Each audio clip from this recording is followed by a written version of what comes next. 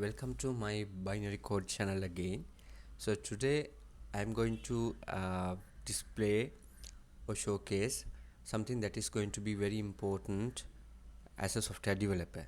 So just like we manage our code repositories, we need to manage how we do stuff with our databases. So today I'm going to show you how we can manage our database scripts in a better way, so that it's not a headache for us when doing DB migrations with our product. So let's start.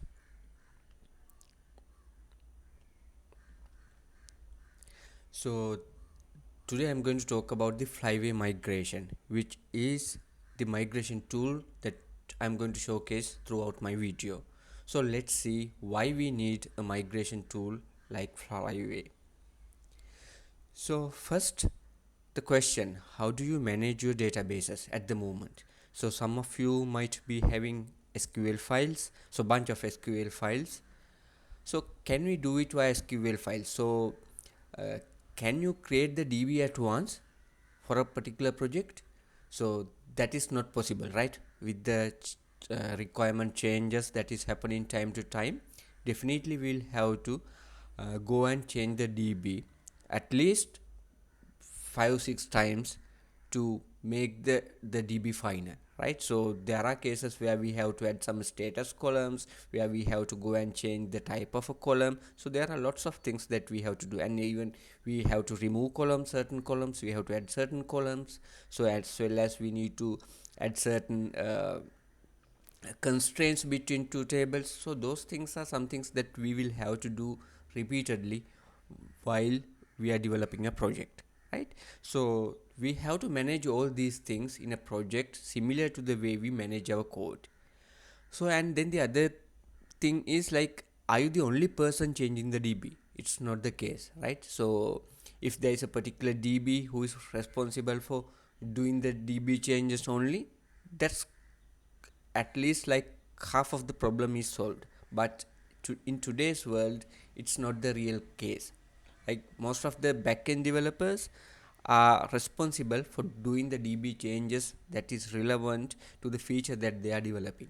So for example, when there are like 5 or 6 people working in a team and few of them are backend developers, so when they are developing individual features, so relevant to their individual feature, they will have to do DB changes, right? If the DB is not finalized, of course.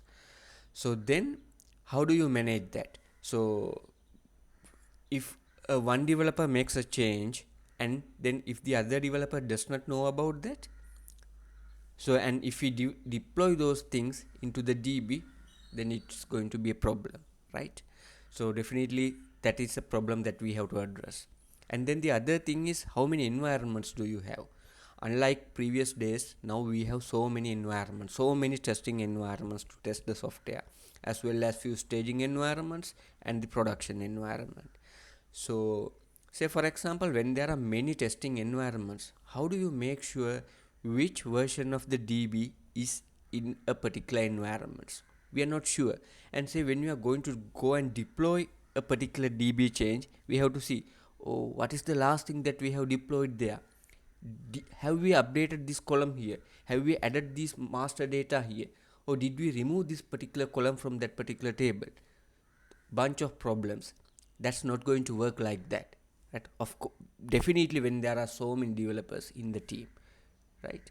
So what's the last change you made to the DB? Another problem that you are going to face, right? So we are not sure actually whether you made this change or whether you did not make the change, or if someone made the change, right? So these are bunch of questions that you will have to address when it comes to DB migrations. So previous days, actually, we managed to what we were doing is we were maintaining a list of SQL files.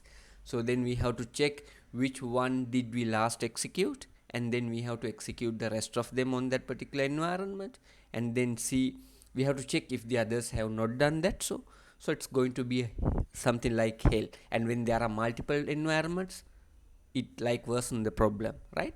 So to tackle all these problems, we can use these migration tools. So today I am going to discuss about this Flyway migration. So let's see what this Flyway migration addresses. So it allows us to keep track of the DB changes that you do. So what you did last and what else like is pending from our end, from the developers end to commit to the DB. Those things we can track easily with these migration tools, and it helps to continuous database delivery as well. So you don't have to worry about understanding which changes we have not done, so which yet to be deployed in this particular environment. So it the migration tool keeps track of that, so it helps us to continuously deliver the database changes that we do in our development environments. So it's a kind of a version control to your DB itself, right? So let's go and read about it. So actually there are a few ways that we can apply this Flyway to our environment. So we can either run it from a command line tool, as well as we can uh, run it as a standalone application itself, these Flyway migrations, or else we can make it as a part of a CI/CD process. So during the process of deploying, we make another process where it deploys the database changes into our environment. So that is another way, and then it is integrated into a backend application. That is also possible with something like Spring Boot. It of course is possible to integrate your Flyway migrations into your project and run it alone with your development code. So those are few ways that we can use Flyway migration. So today I am going to show you how we can use it integrated with Spring Boot, because I am continuing a series of Spring Boot tutorials here. So let's see how we can use it with a Spring Boot. Alright, so when we say Spring Boot, actually, like to start up with a Spring Boot project, we can easily go to Spring Initializer. So as always, I am going to Spring Initializer, and I'll make it a Maven project. Let's say some sample group like Flyway GB, right? Flyway demo for the artifact name. Yeah, that's it. And then it's about the dependencies. So let's see what dependencies we are going to need. Actually, we don't need uh, any web dependencies, because we are not going to add any code changes like web. We are not going to expose any REST services here, right? So I'm not going to use the web dependency here. I'm just going to use the only related dependencies that we need to have the DB migration, right? So first of all, there's a Flyway migration which is there in the Spring Initializer that we can add as a dependency. And then of course I'm going to use the MySQL DB, so I'll add the MySQL driver. And then Spring Data JPA, we can add it as well. So as we are connecting, as we are using the JPA, so I think that's pretty much it we need. So let's generate the project. Okay, got the project generated. Actually, to save you some time, I have already unzipped the project and open it in IntelliJ IDEA. So this is the project. So let's just go through the project and see. So since this is a Maven project, we have this pom.xml as always, and then we have this main and test folder. So under the resource folder, here we have something created like the folder called DB and a folder called migration created, and we have the application properties file created. So initially we have to mention like the database that we are going to connect to. So instead of using the application properties file, I thought of changing it to a YAML file. So let's add the application.yaml file. YAML is again another way of providing configuration files. It's little bit different than the properties files, but I prefer the YAML files because it's easy to read. So let me remove this application.properties file. Right, okay. So in the YAML file we have to add a bit of configurations here. So let's add those configurations. Right, so those are the configurations that we are going to need. So I'll go through line by line. So first of all, we have to define the data source and then the URL to connect to the database. So in this case, today I have already created the database in my MySQL DB named Flyway test DB, right? And then I have set the time zone to UTC. That's not mandatory.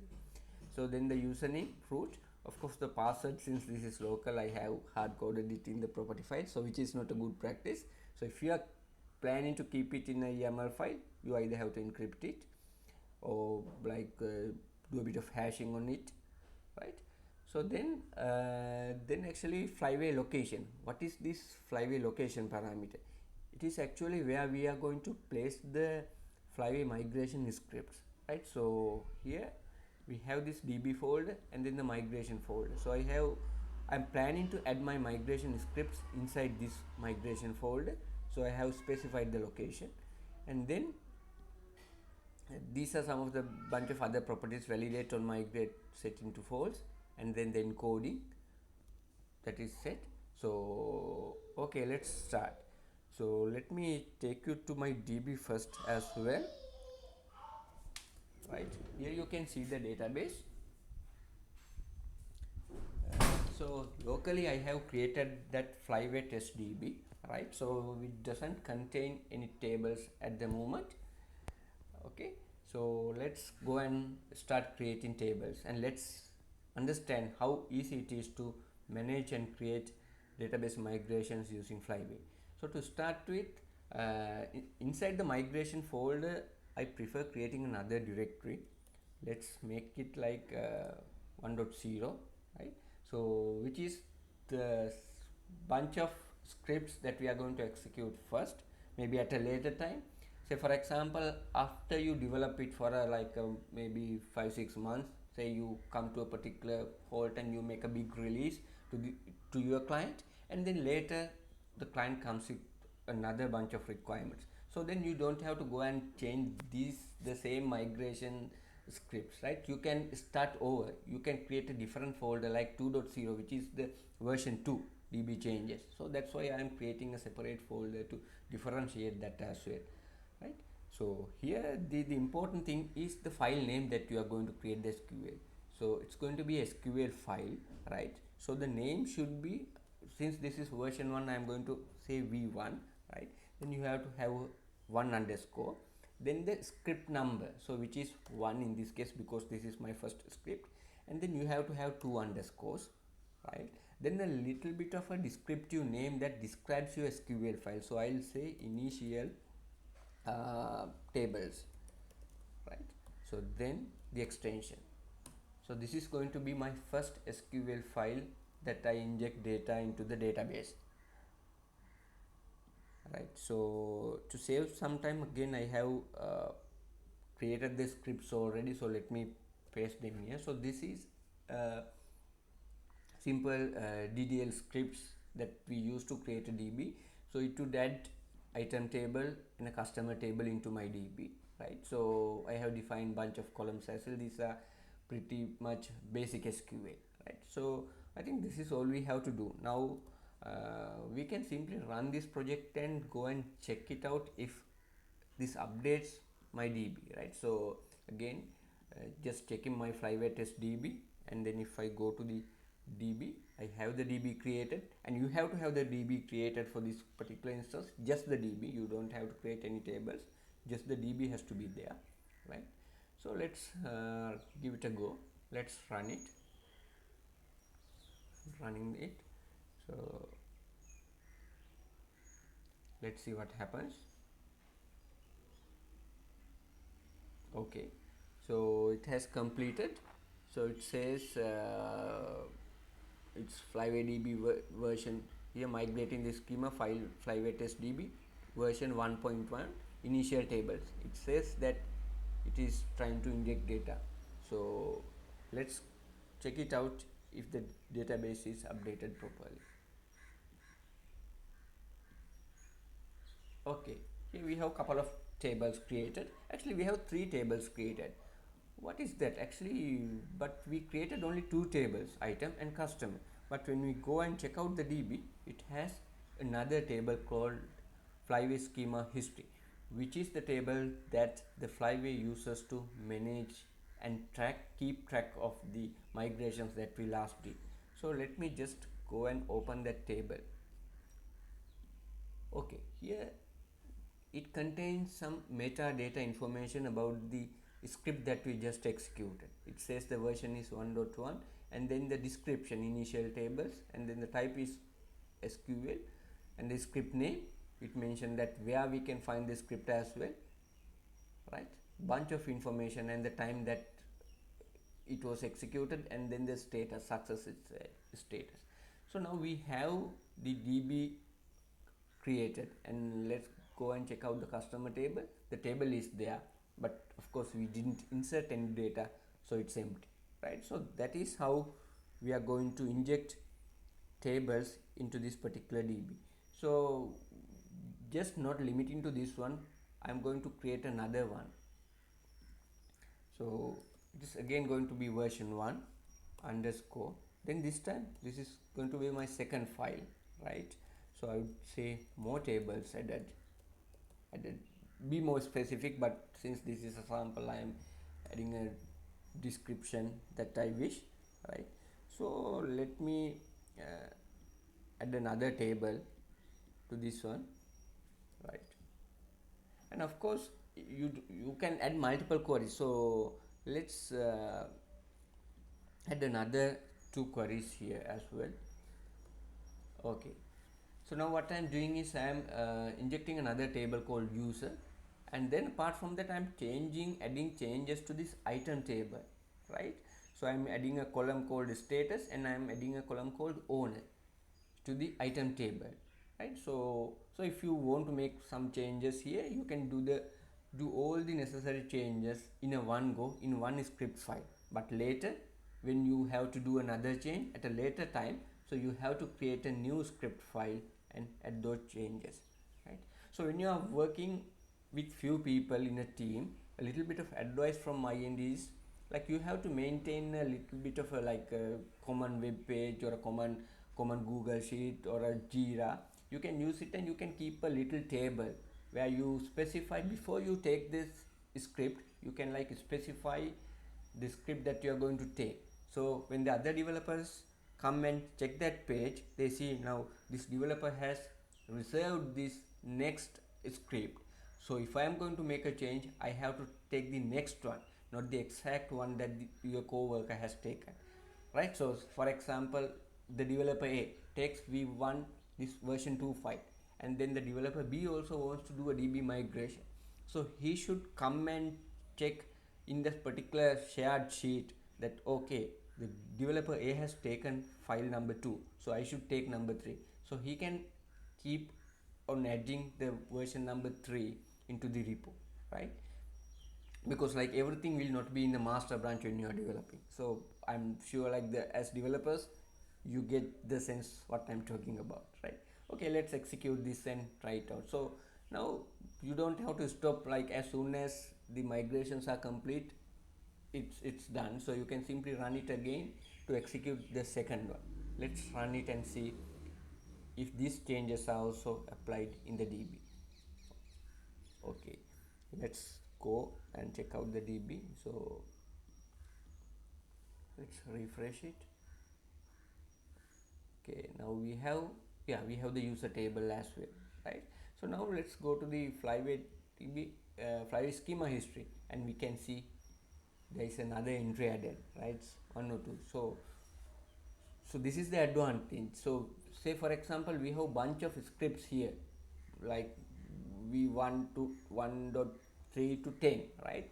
So but in our DB we only have injected only 2 entries. So what Flyway does is, it will check which version we executed last, and it will execute the rest of the queries in your projects. So that's how it tracks. So we don't have to worry about the environment that we are deploying to, and we don't have to worry about the last thing that we deployed, the last change that we did on that particular environment as far as the DB is concerned. So it definitely reduces a lot of trouble that it creates for the developer, right? You simply want to run this particular application on the given environment, so it will take care of all the things that needs to be done. Like, so it will execute all the necessary migrations on top of the existing migration, right? It don't do any harm to the existing DB itself, right? So another thing that I want to show is, now since this is, say for example, now we have done the development for like 5-6 months and we have done a large release, and so now I don't want to make any changes inside the fold, and this is going to be version 2. I want to do different versioning, so I can of course go and create another directory. This is going to be 2.0 then, right? So then rest of the scripts that I am going to add will be this one. So this is 2, right, underscore 1 file, let's go. Then let's say add client table. I'm going to add another table, the SQL, right? So let's add a bit of a script to this one as well, and let's run it, right? So I'm injecting a client table into the same database, but this time the version is going to be little different. It's 2 this time, right? Let's go and check it out. Let's refresh the DB. Yeah, we have the client table created, and now in the Flyway schema history table we see now this is version 2, start in the version 2. So now you are not going to make any changes in the version 1, and right, so it has to be in the version 2 folder. So like that you can continuously make your migrations. You can differentiate them based on the versions that you are making, based on the phases of your development.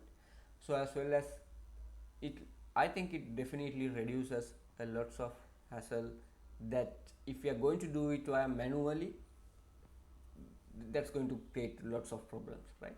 So I think that's pretty much it for today. So if you have any questions on the Flyway migrations, please add it as a comment, and I will upload the project into a GitHub repo and add it into the description of the YouTube video, and I will also add a little bit of description in my blog as well, and I will link it below in the description as well.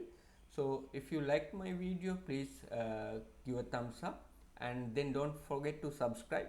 So I'll be creating lots of Spring Boot related technology videos, as well as Java related videos, and many other technologies as well. And I'm thinking of uploading a set of videos which are more relevant to GitHub. I think most of the beginners into the software industry, they are still not using Git. So I'll create little bit of videos on that as well. So please keep the channel subscribed, so you will get to know, and please hit the bell icon as well. And thanks for watching. Let's see you soon. Bye bye.